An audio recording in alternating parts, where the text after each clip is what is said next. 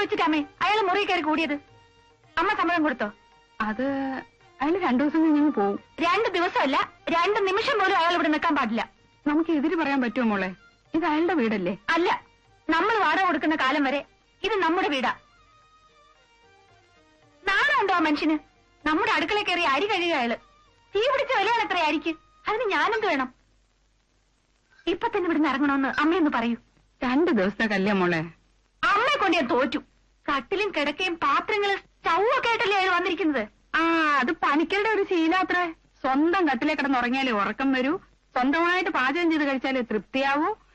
ചില ആളുകൾ അങ്ങനെ എല്ലാം തന്നെത്താൻ ചെയ്യണം. തന്നെത്താൻ ചെയ്യലൊക്കെ അയാളുടെ വീട്ടിൽ ചെന്നിട്ട് മതി. ഇവിടുത്തെ എഞ്ചിനീയർ ഓഫീസിൽ ഏതോ കടലാസ് ശരിപ്പെടുത്താൻ വേണ്ടിട്ടാ.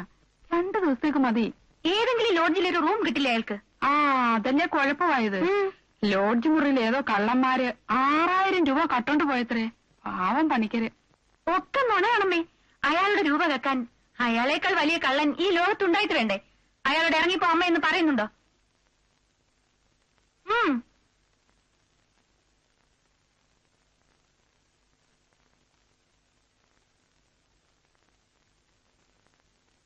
ഞാനിപ്പോ എങ്ങനെയാ പറയുന്നേ? വിളക്ക് കത്തിച്ചിട്ട് പറയാം.